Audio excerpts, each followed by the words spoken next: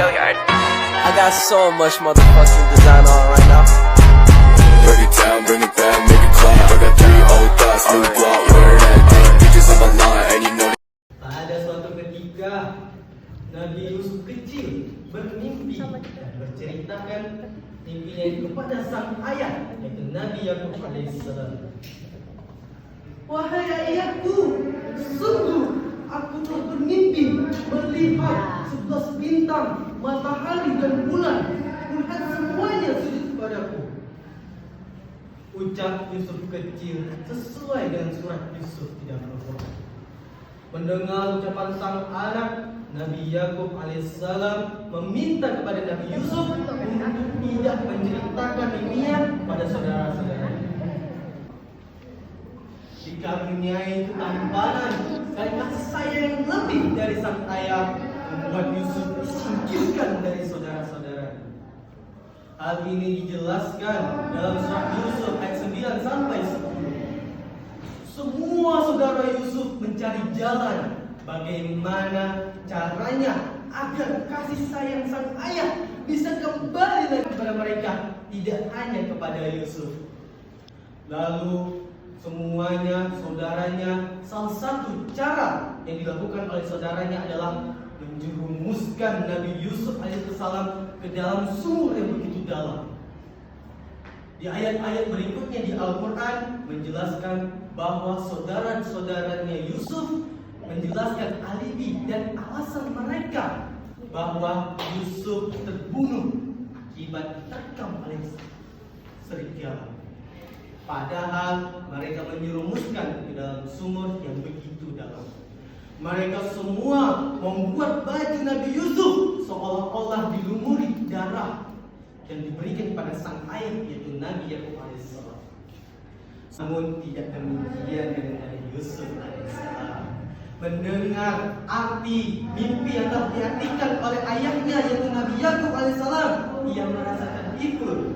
Lalu turunlah wahyu Allah, diturunkan kepada Nabi Yusuf ketika Nabi Yusuf di dalam sumur. Maka ia tidak perlu merasa khawatir karena Allah akan menyelamatkannya.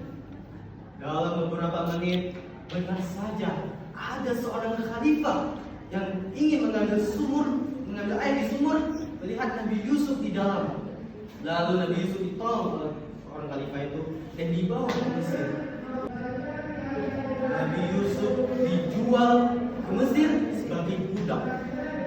Namun pada akhirnya Nabi Yusuf pun diangkat menjadi seorang anak oleh Perdana Menteri di Mesir. Setelah mendapatkan keuntungan setelah menemukan Nabi Yusuf, maka orang-orang yang ada di Mesir itu senang sudah membeli Nabi Yusuf karena telah diangkat menjadi anak dari Perdana Menteri Mesir. Maka Nabi Yusuf diberikan pelayanan dan tempat yang baik, membuat kehidupannya yang lebih enak. Keluarga yang baru ini dimaksud adalah keluarga Perdana Menteri yang memiliki seorang istri bernama Zulaikha, yaitu cinta dan tipu daya yang sering merayu-rayu Nabi Yusuf alaihissalam untuk menuruti permintaannya. Maka rayuan Zulaikha merayu Nabi Yusuf agar apa?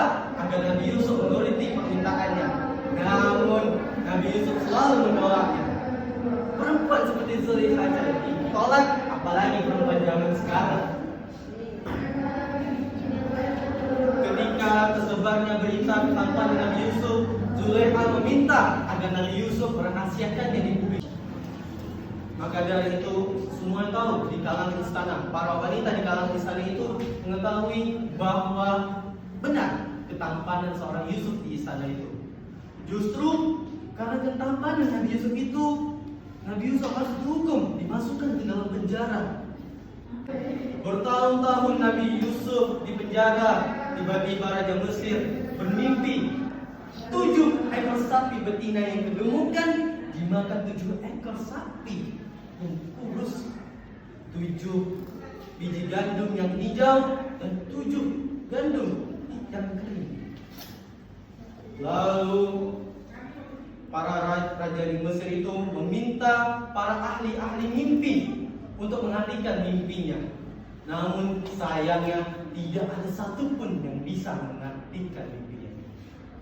Lalu seorang pemuda yang duduk bersama dengan Nabi Yusuf mengangkat tangan untuk mengajukan kepada Nabi Yusuf.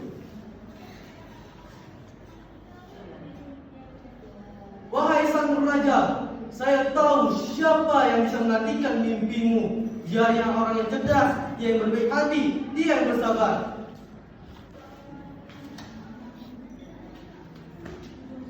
Maka sang raja pun bertanya, siapakah dia? Kenapa dia bisa begitu hebat mengartikan mimpiku? Lalu dia pun berkata, Nabi Yusuf adalah Nabi dan Rasul yang ke-11 yang patut kita imani.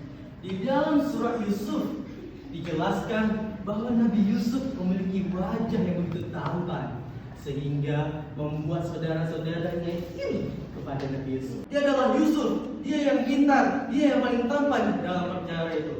Maka Raja Mesir itu menyuruh kepada pemuda itu untuk memanggil si Yusuf itu. Lalu Yusuf bertanya kepada sang raja, wahai sang raja, apa yang kau inginkan dariku?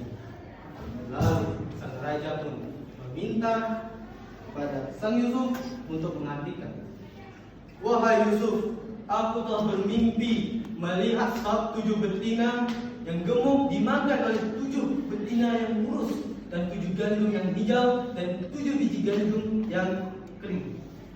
Lalu Nabi Yusuf alaihissalam langsung mengartikan mimpinya. Wahai sang raja, engkau telah disuruh agar bercocok tanam selama 7 tahun seperti biasa. Maka semua persediaan akan selalu ada di istana. Namun yang perlu jadi catatan adalah 7 tahun ke depannya akan ada musim kemarau yang panjang. Maka saran saya adalah 7 tahun ini kita bercocok tanam dan kita sediakan untuk 7 tahun ke depan. 7 tahun ini kita berpuasa saja. Lalu sang raja menyetujui saran dari Nabi Yusuf alaihissalam itu. Lalu karena itulah Nabi Yusuf diangkat menjadi seorang bendahara kasta paling tertinggi di Mesir. Bertahun-tahun lamanya ikatan keluarga yang terpisah. Lalu saudara-saudara yang datang, Nabi Yusuf yang mengenal suara saudara-saudaranya itu langsung menghampiri saudaranya untuk mengatakan, untuk menyuruh mereka untuk membawa Bunyamin, itu saudaranya yang paling baik.